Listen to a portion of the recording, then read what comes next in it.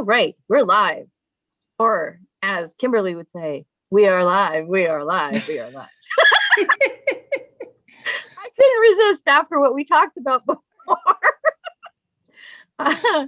So welcome to Dive into Worldbuilding. And today we're talking about something fun. Well, hopefully something fun. I was thinking about things like narrative voice and point of view and the way that people react to stories that tell them things versus stories that immerse them and try to let them figure it out as they go. And so I just kind of want to riff on that theme, the idea of how you want your narrative to be received by your reader, and what those various things mean about the relationship between the writer and the reader. I suppose that does make a degree of sense. I know I'll start with me because I know about me. I know that I want my reader to be thinking. And actually, for most of my career, not even just my novel career, but for most of my writing career, one of my goals has been to teach my readers new ways of thinking, in like how to think in a language of thought that is not the one we usually use. So that happens a lot in my alien language stories. And so in my alien language stories, if I'm in an alien POV, what I will do is I will just plonk somebody down in a first person present tense narrative and go, figure it out. And you know what? That's not for everyone. That's not for everyone. And some people love it, and other people are like, I can't, this is completely opaque to me. I bounce off of it within the first page. You know what? And that's okay. But what I love is when, gosh, it was so funny because this was back when the analog forums were still going. There were people on the analog forums who were talking about my story with me, and they would start actually speaking the way that my characters spoke in the discussion. And I was like, wow. It worked. So that made me really happy. And yeah. And in my novels, I like to have every character be an unreliable narrator in one way or another. And I like to have them speak different internal languages. So I think we understand a lot of things. I think we understand a lot more than we actually give ourselves credit for a lot of the time. So thoughts from everyone else? I think this is one of the places that I think the way you work and the way I work is a little bit different. My point is always to keep the player or the reader moving. You can tell that I work in games, right? Keep the player moving forward is sort of the guiding light for that. So, you know, I will occasionally obfuscate as a way towards greasing the slide. There's sometimes sections of the work that are intentionally dense because I don't want you to stop there. I want you to go, okay, whatever, and like slide on right through to keep the momentum going. Sometimes it works. Sometimes my editor yells at me a lot. But there's points where I'm painting with the text as opposed to explaining with the text, right? And the goal is to just keep the reader moving, get through this part. Here are the pieces that you need are laid clear. The rest of it is there to, you know, provide something for you to get traction against, and zing, you're out the other side. Well, I mean, story drive is definitely an aspect of that relationship between the writer and the reader, right? The sense of going forward, the sense of what you can expect to happen next, and how well you understand what might happen next. It's, you know, it's something that it's like, I used to get criticisms where it was like, I have no idea where this is going. And it's like, yeah, well, you're not kind of supposed to have any idea where it's going, but that wasn't really what they meant. Yeah. It was more like, I don't feel the I mean, to some degree, I guess it's characters anticipating where they're going, but also there's a kind of writer reader narrative expectation level, and that actually might be one of the things that people struggle with when they're reading narratives that don't conform to the old-fashioned white narrative structure kind of thing, where people don't sort of see where the story's going and they feel that that's a problem. Yeah, because there's there are expectations of certain genres and expectations of certain styles, right? And you will get, one of the things I've seen in reviews a little more often is readers who thought they knew where a book was going, right? And then they get 3/4 of the way through and they realize that they've been reading it as if it's a murder mystery, but really it's revenge fiction, right? Something like that. Where they and I've, I rather enjoy that, right? Where I suddenly realize, oh my God, I assumed that this was like a Sherlock Holmes locked room mystery, but it's not. It's actually, something, it doesn't even have to be something far more interesting, just far more different, right? But it has to feel like a natural kicking point. It can't feel like the writer didn't know what they were doing.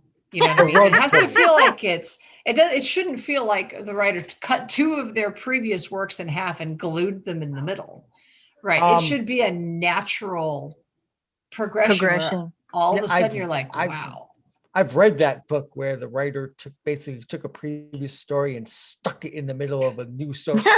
In all literalness, I'm not going to name the writer because I've not read a book by the writer since, because I'm really, and it used to be one of my favorite writers, really, really pissed. It's like, you just took your story and just stuck it in here without editing or anything. So.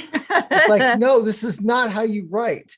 I like the whole protocol, the whole idea of protocols of reading, and if you're reading a story that you're thinking is one genre and then it turns out it really isn't, if a writer can do that properly, then it's like a wham moment. If they're just like pulling the rug out from under you without any exploration or explanation, and then it's not fair. But it's like oh my God, as you said, oh my God, this is not a murder mystery, it's a revenge fantasy. Oh wow. That's a great moment, because then you got to rethink back what you've read before. At least I do as a reader, not everyone would. And it's like, oh no, I read this differently. Now I see what I should have been seeing all along. But I think that in fact that's really fun. Yeah. But here's the thing that is not so much about the writing as about the publishing. If you pick up a book, what's on the spine of the book that you thought you were reading as a murder mystery? Is that? It was, it was a very literary cover, if I remember right. Right. It was muted colors, sort of foggy figures in the fog with extra fog and silhouettes and sepia tone. So that's pretty unclear. But what was, okay, I'm going to talk about Bloodlist, the Vampire Files. All right. Because the Vampire Files is, at the beginning of it, it's a murder mystery. Yeah. But Charter didn't want to have anything to do with it because it had vampires in it. So Ace, who got the submission to begin with, said, well, we can do this. We can do a vampire story that's a murder mystery. And the history of that just goes boom, and explodes because Vampire Files is there's lots of them. But you pick up that book and it's an Ace imprint. It's fantasy. And so you can go into a fantasy story and get a murder mystery out of it and not have a big problem because it's still a fantasy. Yeah. You're not going to go into a murder mystery, or at least Charter didn't think people would, and say, okay, cool, this is a murder mystery about a vampire. Right. So the expectations that a reader has of a book might, depending on how solid the image and imprint has, might be biased by the publisher. Mhm. And you know, and the name of the author if they've read stuff by that author before. So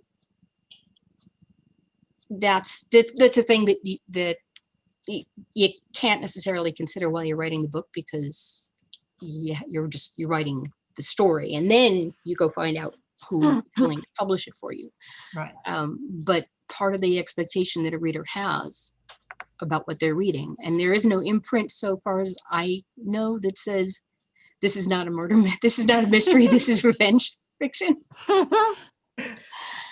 Well, I mean, I think you always want to get a hint as to the genre from the cover, because that helps you to set your expectations as a reader. That's definitely valuable. Yes, and that the cover that Kimberly mentioned is, I mean, covers, people will judge books by their covers. Absolutely. Well, So- I mean, to just to mention, the cover of Mazes of Power was a really important discussion, because it was like, I went to Dawn, I was like, they were like, do you have any opinions on what the cover should be like? And I was like, yes, please do not make it a portrait cover. Right? Yeah. Because if it's a portrait cover, everybody's going to think it's fantasy. And it's kind of is, but it's kind of not. I didn't want people coming in to go, oh yeah, this is a fantasy book, when in my mind, it's not at all. Also, it doing that, a portrait cover means that you focus on either one specific character, or, you know, how many characters can you put into on a cover before it becomes kind of a mess. And in Mazes of Power, you don't want to do that. You don't want to say this is a book about. Yeah, it's not about one character. Yeah. So yeah, the things that go onto a book, the imprint and the publisher, the writer, you know, sometimes they slap the genre on there, and then of course the image will all help with the expectations. But that's all about publishing. But the murder mystery thing just sort of brought that up. But there's another thing, which is, and I'm going to be a little ADD and today about moving around. So there's an explanation at the beginning of Bloodlist. It's an info dump, sort of. And this is what happens when a body gets hit by a car. It's just this explanation of what happens when a body gets hit by a car. And you know somebody just got hit by a car. But my question wasn't, you know, now where does he go and who hit him? My question was, how does he know so much about what happens when a body gets hit by a car? I wanted to know, and I have to keep reading if I'm going to find out. So I kept reading. But that wouldn't, the question was, she answered a question I didn't ask and raised a question that I needed answered. So that's a thing you can do with the. Well, so actually one of the things that I was going to bring up is that the interesting thing about books and stories is they're made of words.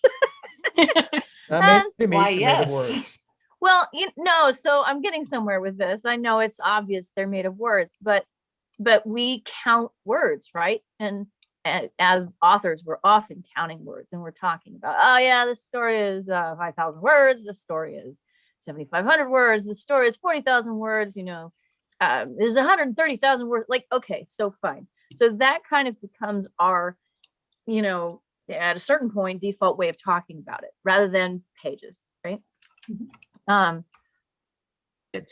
because words are things with meanings, and they don't just sit there, they have relationships with one another.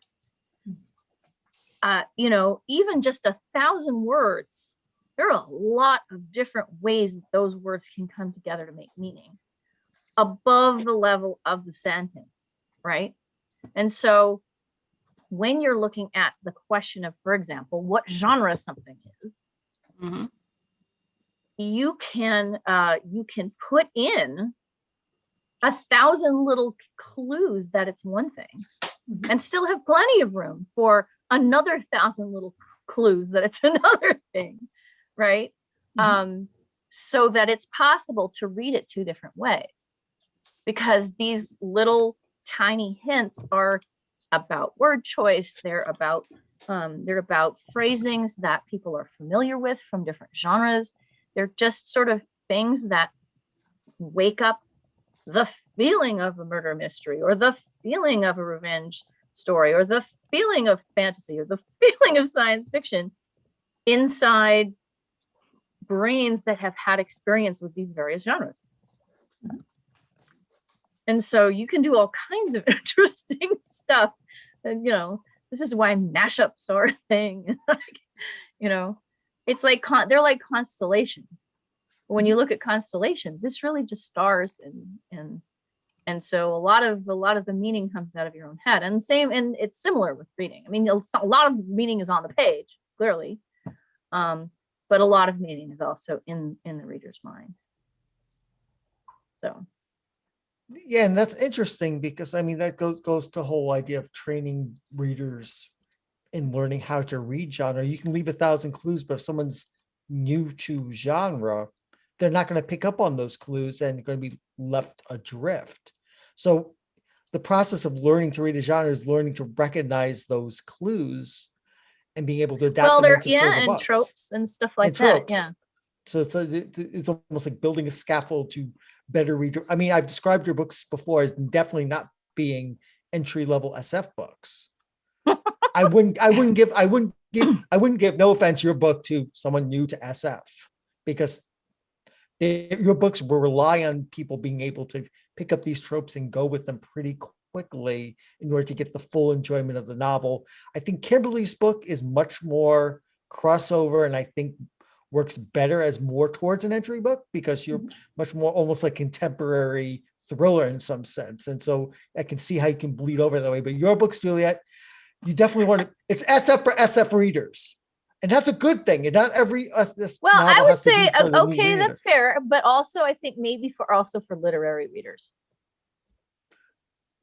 Literary readers have at least read enough, at least know about enough science fiction to be able to pick up things. I wouldn't give it a literary readers for their first SF novel. But that's just my opinion. My opinion may be inaccurate. May well be inaccurate. That's the well, I'm sure that's, I mean, I can totally see why you're saying it. It's not meant as a slam, it's just meant as my perception. No, I mean, I think it's an interesting question, but I like the thing about my books is that they're not very hard sci-fi in the sort of old-fashioned golden age sense. No, but they're very sort of, you know, they're not about the gadgets, and they're not about the the space environment, because there's no space environment. You know. No, but there's sociological exploration, SF diving. Yeah. So it's like it's not on the same road as those space-based stories. It's on it's on the road as like the dispossessed or left-handed darkness, although in a different world, not on a different planet. Yeah, I agree. And Ursula Le Guin was totally one of my major influences. So I can tell it's feature, not bug. I don't write like her at all. but I can see trying to go to the same stratum of science fiction, but just from a different angle. But like I was telling, I think it was in Twitter, that, I mean, it's a matter of how you choose things. Theoretically, you could write a fantasy novel set in the Varan. It would work. It would be very strange, but it could work. Yeah, I'm not challenging you to write a fantasy novel set in the Varan. And I think so far, I think with what you've seen of the series so far, it makes sense and it would work. But so far, we'll see whether that changes later, because it might be a murder mystery. Dun, dun, Or dun. revenge story. Spoilers. Surprise! But I didn't actually. So I remember reading the Pern books, and I absolutely adored the Pern books as a kid. And then when they discovered the spaceship, I was like, what? And it was funny because there was always that prologue that talked about stars and people traveling through space, and for some reason it never affected me. I think it was because I was a kid and I was like not integrating everything quite. Yeah. Under the but age I remember of, when like, I found the 15. spaceships, I was like, are you kidding me? I actually, for me, that was the point at which those books got far more interesting. Oh yeah, they got Right. very interesting at that Yeah. point. It was very, very interesting. You know, I don't remember how far I got past the point where I said, "Oh yeah, that makes sense about the thread." But it didn't hit me as dissonant that the thread that this was. It didn't feel dissonant to me. I was just floored though. I mean, I was in high school or whatever, junior high school maybe. So it was all new. But yeah. And I don't know. I find it. I find the idea. I don't know.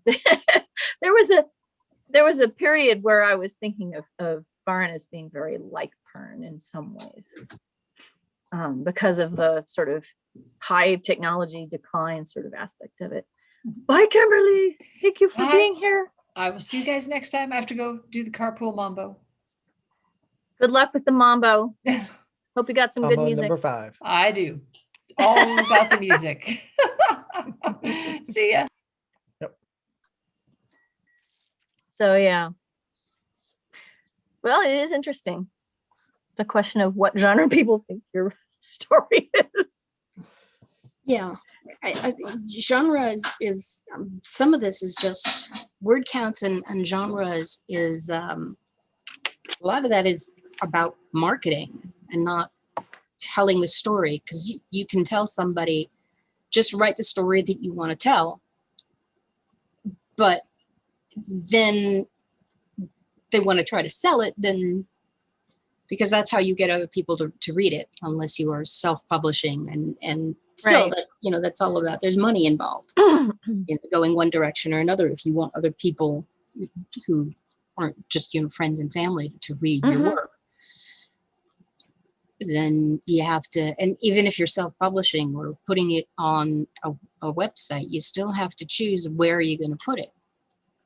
Well, so what's interesting to me about these questions is that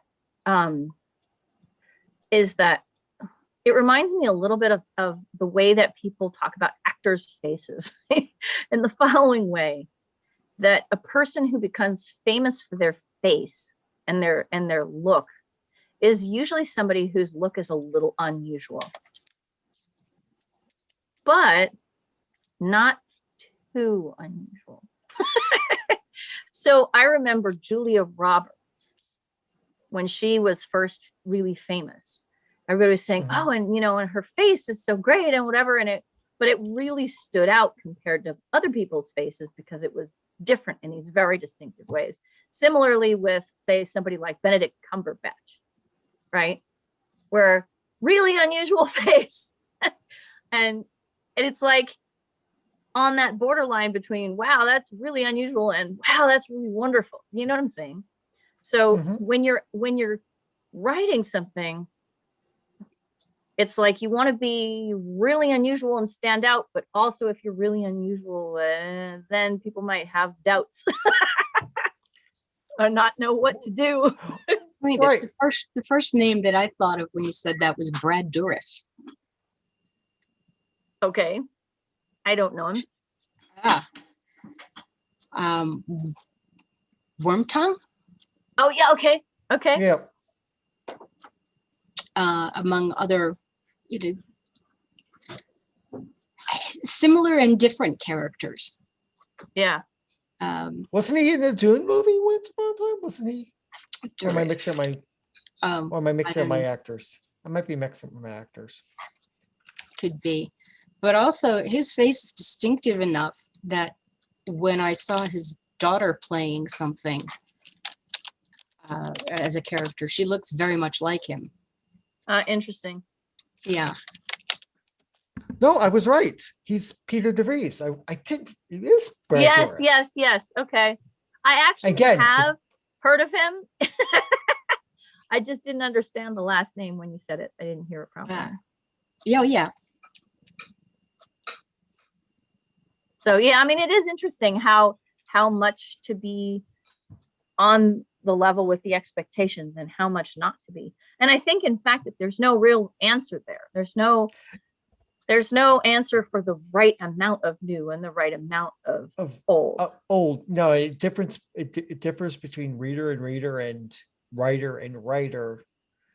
And some writers can get away with being very different book to book or from general things, and other writers don't do as well. And I don't know if there's any good way to figure out why. It's just a lot of it just seems a lot of weird random luck, which is not very comfortable. That's true. There is a lot of weird random luck. I think I think you have to mention the fact that question becomes entangled with the writer's identity, like things like gender identity or sexuality or race or those ethnicity, those kinds of questions inevitably become relevant when people are being evaluated on the basis of how new and exciting their work is.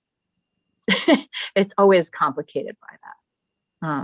But on the other hand, yeah, so that's one of the reasons why there isn't one answer. Now you got me wondering, we were talking about books which switch genres or switch perspective genres, and we're talking about expectations. So I was thinking about, like, you're looking forward to reevaluating things, but something I didn't think about is the idea, like, okay, suppose I'm reading an epic, what I think is a fantasy. It turns out to be a science fiction. It's the current example, but just like different. But then am I now going to read this as a science fiction, and am I going to have to expect the protocols of science fiction? And if the writer hasn't made that transition properly, it's like, am I still going to want to read this as the previous genre when it's actually been proven to be another? And how can you, or looking at backwards and retrofitting everything into the new framework? It's like, it's a weird trick. That's a question of how quickly our sort of internal schemas lock in. Right. And how can you change them or not? And what makes something science fiction and what makes it fantasy? And that's a very big question in itself. Yeah, I mean, reams have been written about it.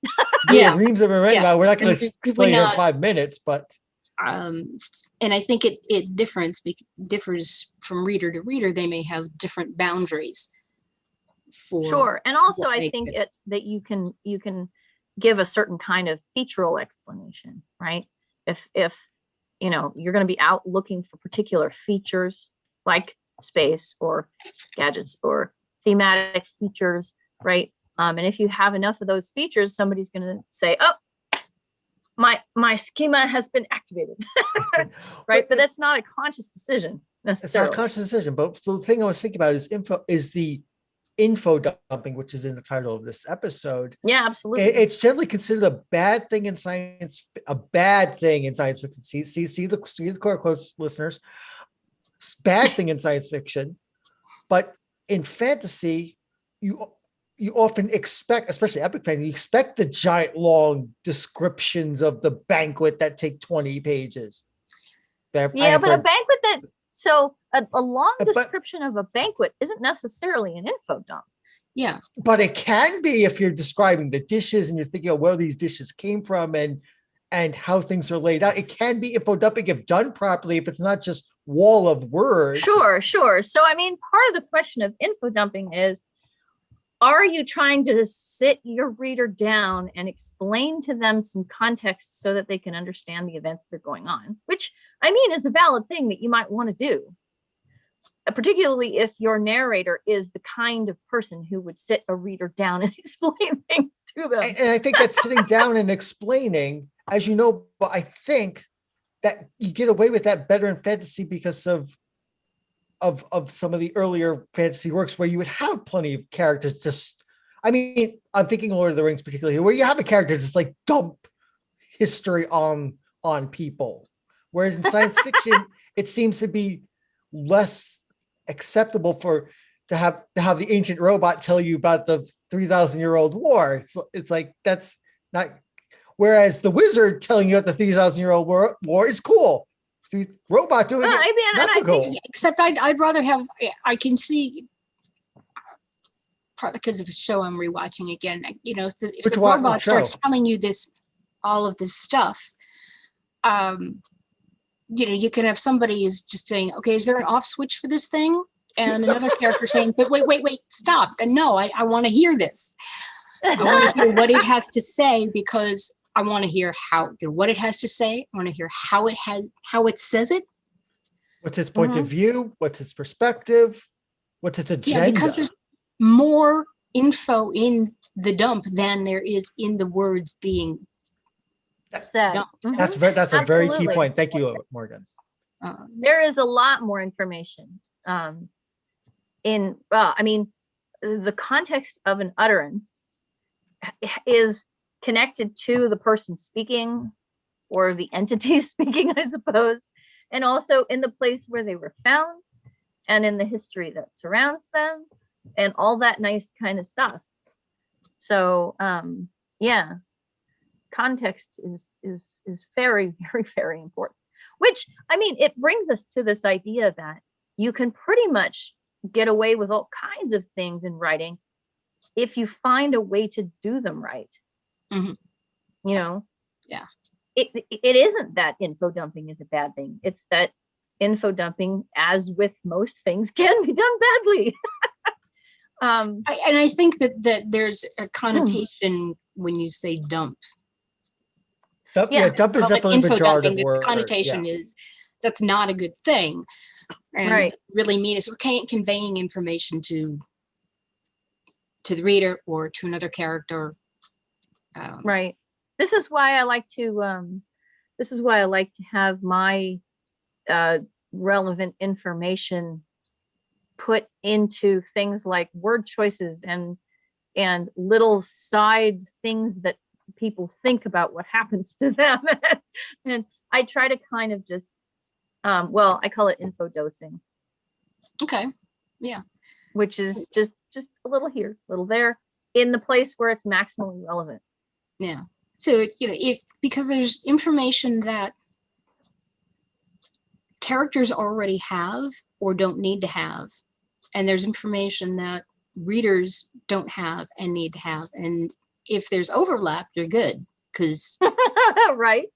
You have to explain it to the character, and reader can just sort of audit the course. But I love that.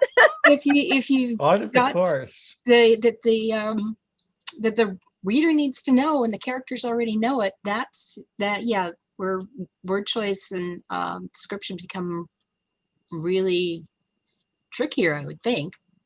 Much trickier, but I mean, there are always ways to set things up so that things are departing from a character's expectations in a way that they can remark on, which will reflect both on what's happening and on what they expect, which might be different from what a reader would expect. Yeah. And that you're going to have in a story, because that's what makes it a story, is that it's not happening quite the way everybody in it thought it was going to happen. Or it's not even close to the way. they thought it was going to happen. But banquets, describing plates and whatnot. It's like, be careful with that plate. Do you know where that plate comes from? It's All right. designed by this artist for this family, and it means this, and you should just Yes, like be careful with tea it. sets. And yeah, and you could do that whether you're talking about someone serving the nobility in a fancy mansion, or if you're talking about somebody saying, hey, that's grandma's tea set, it's important for this reason. Yeah. I actually think one of the things that I've remarked on over time is that people remember things more effectively the more different things around them they can connect them to. Mm-hmm. The associated. So like, I mean, if you're trying to learn vocabulary, learning it in context and then seeing it in another context and then seeing it in another context allows you to sort of connect to these various things. And so you're more likely to remember the word as a result of that, right? And I think it happens in stories as well, right? So a piece of information that you want somebody to know about the war that happened in this country, right, may not be particularly useful to anybody, just sort of sitting out there. But if you put it in the mouth of somebody who was there at a point when it's important to a particular character that this be explained to them, it will have an emotional impact, and you can kind of weave it into characterization and plot and everything else. The more things it's connected to, the less dumpy it will feel because it's integrated. Yeah.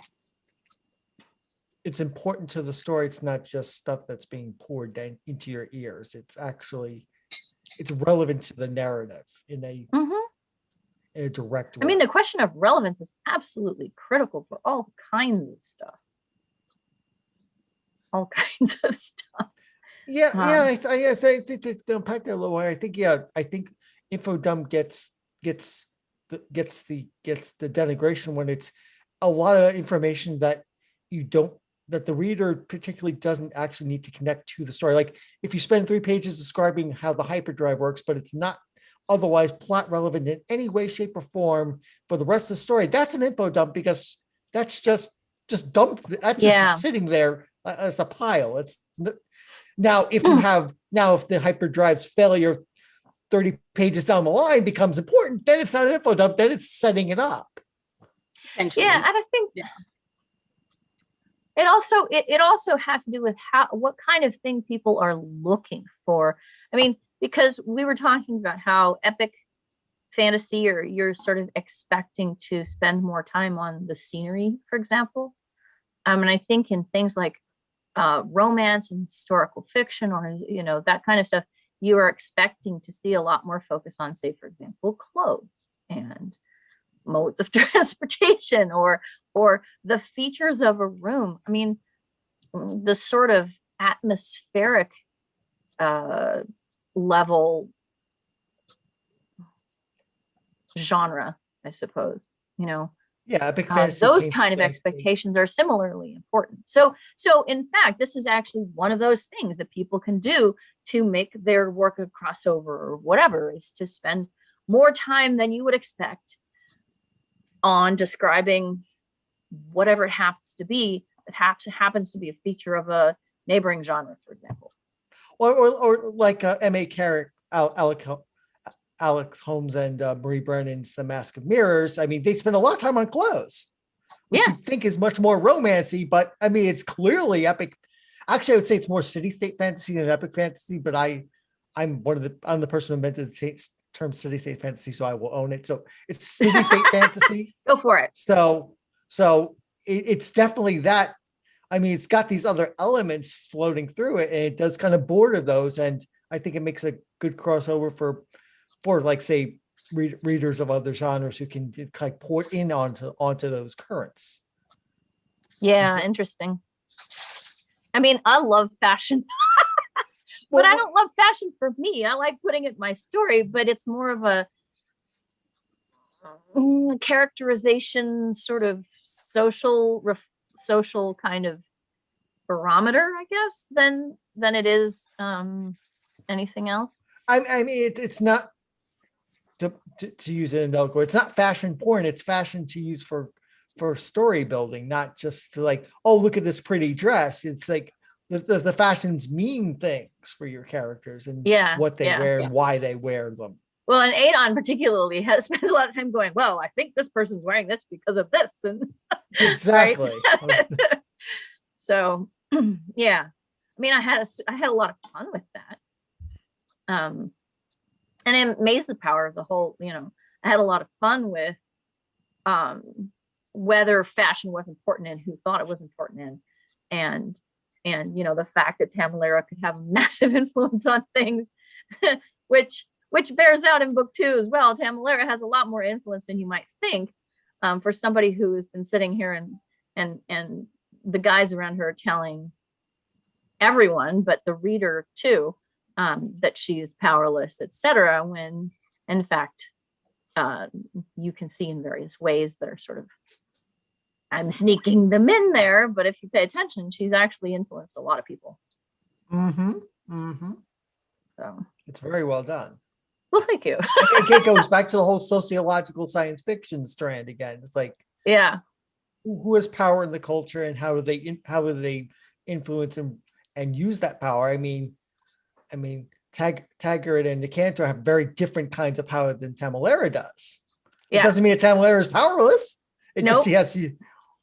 And Della too. I mean, Della's whole bit with the hospitals over in the other city and whatnot. So they have different kinds of power and levers to use, and it's fun to see how them trying to fumble, especially with their own expectations and own biases, to try to actually grasp at those levers, which I thought was really interesting, especially with the Della Taggart subplots in the other city, and then trying to get over their own biases about other casts and trying to help them. It's like, it was a very interesting wire walking act you try to do there. Well, thank you. I was really trying quite hard, so I'm glad it worked for you. But no, I mean, that's one of the things is that I want Varin to be socioculturally sort of accurate in a way. I mean, and it's sort of weird to use the word accurate, but like I want it to resonate consistent with the way that people are in this world, right? And so everyone's complicated, and it doesn't matter how much goodwill you have, you still grew up in the environment you grew up in, and so that can take you by surprise in some sense, because you have expectations that you kind of didn't realize that you had. Like Della struggling to sit in a chair next to somebody, like, I should sit there. Can I? Am I afraid to? Come on, get yourself together, sit down. That kind of stuff I think is really interesting, because I wanted to pay attention to that because it was about the difficulty that people have confronting biases and fears and that kind of stuff. So, yeah. But I mean, again, it's part of the immersion thing too. Indeed. I do want people to feel immersed in Varin. This is also your home, as you say in the book, in the front of the book. This is I'm really glad I got to say that. It was really lucky that I got to say that, because it was kind of this random thing that happened very late in the process for book 1. And I was like, this is kind of what I want to say. And then my editor's like, let's put it in the book. I'm like, okay. Thesis statement. Weirdly, yeah. But part of it was this genre question. Right. I mean, you're saying, you're kind of laying out right now, right at the beginning. This is a work of sociological science fiction. This is not epic fantasy. Luckily, there's no couple on the cover to make you think it's epic fantasy. This is science fiction, even though there's no spaceships or teleportation. Yeah. Go for it. So again, back to the cover, that was one of the reasons I really liked the cover, is you could have a lot of the different characters kind of peeking in, but the overall impression was not very fantasy-ish. Right. Oh, I mentioned the books a long time ago. I couldn't remember the author, but the author is Lizane Norman. Way back in the 90s, she had a bunch of science fiction novels, and she had an interview. She was talking about covers. She's like, she always wanted a spaceship somewhere on the cover to make sure the reader knew it was science fiction. Because I mean, her characters are a female human and a male. I can't remember the name of the race, but I'll say Zinti because that could make what they are. It's like, and without the spaceship, you might think it's a fantasy novel. The fantasy novels, but they're actually just no, there's science fiction. So she always wanted a spaceship somewhere on the cover so the reader could clue in. Oh, a new reader could look at. Oh, this is science fiction. I mean, often they were holding blasters and things, so they weren't holding swords; they were holding blasters and whatnot. But yeah, the spaceship was the telltale clue on the cover for the reader. It's like, oh, this is science fiction. Yeah, somebody told me that my books were space opera without space, and I was like, no, I don't think so. I think that wasn't my impression either, but I'm like, what is space opera without I mean, they're seeing things I'm not, and that's fine, but I'm not seeing that. No, I mean, No, a wonderful thing is that it's very easy to interpret things in a lot of different ways, right? So. No, I mean, the first novel I thought of when reading, the two touchstones, actually one fantasy one. I was thinking of Carrie Patel's Underground City novels when I first started reading Aces of Power, because Underground City and also Isaac Asimov's The Caves of Steel. Those are like the kind of ways I came into Underground City, and then of course like, oh, this is really socialized science fiction, and then the little Gwyn got dropped in, like, oh, dropped into my. I'm not sure. Did Le Guin ever do an Underground City? No, she didn't. I mean, she did some. I mean, her Urin novels just really started reading and rereading. Have some really weird alien cultures and planets. Very. Oh, absolutely. Very tight sort of focus on those. So, and that's the same sort of, like, I mean, physically tight in space. So, and the Varan are pent up mostly underground, except when you go up and have to deal with the wisps in order to harvest your paper and other things. Harvesting your paper. Harvesting your paper. Yep. Okay, that was a very way to put it, but you know what I mean. No, it's true. So, yes, it's true. So there's definitely a constriction. I mean, the boundary, the enclosure of the Varan is a feature of. It also reflects in the whole the decay of their social structure, their culture, their technology. Yeah, there's layers upon layers of people being trapped. Right. They're being pent and trapped. That's why the cover. Yes, exactly. So, yeah. But there was literally a moment just vis-a-vis the harvesting paper thing where I was like, am I going to invent a whole other word for this plant that they make paper out of? No, it's called a paper plant. Because if they're making paper out of it, why not? It is what it is. Anyway, in the end, it's technically a translation. I mean, since they're talking in Varan, it's a translation, so it's being translated to English. So it's going to be translated thusly.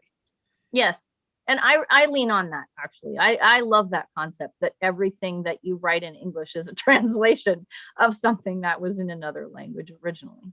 So you leave some things in that other language, and you keep most things in English because, well, that's my personal choice, just because I don't want people to feel estranged from the world. I want them to feel like they're immersed in it, not observing it from the outside. Right. It's a matter of spending the social capital of how much world building and how much othering you want. Not othering is not the word. How much distancing you want to put the read between the reader and the text, and have to get over that. And if you use too many made up vocabulary words, that you're kind of spending your coins on that rather than other things. Because I mean, how much does a reader actually want to memorize? Right. The other thing is, and we've talked about this with made up words before, is what is a word in the language of the people the story is about may not have a direct, simple translation Yep. into English. It might, there may be concepts that we don't have that can't be expressed in English, which means that you've got to explain them in English with more words. Or, Yep. Or you use the word, a made up word for that language, and then have to explain it. That's valid because in your world building and you're showing something that you can't explain easily in English with a new word. yeah. I mean, I think it's fundamentally a lot of storytelling is about relationships, and not within the story necessarily, but the relationship between the person telling the story and the person listening to the story. And so that's one of the things that's so interesting about, thinking about the identity of a narrator, whether the narrator is sort of an epic poet sitting on a stool made of goat horns and telling you the way that this used to work, or whether that person is, the person who is sort of giving you a memoir of the horrors that they went through during the war. There are all these different possible types of narrators, and a sort of implied identity or stance for a reader in that context. And my sense for Tolkien was always, it was sort of like I'm sitting on the goat skin. So sitting on the stool in the corner, telling you the classical, tale of the past and this and the other. So that's always, who the narrator is always such an interesting question. and why, how you picked it, how you picked them, and why, and how are they conveying the story to you? Are they thinking about it as a memoir? Or are they living through it right then and there? Yeah.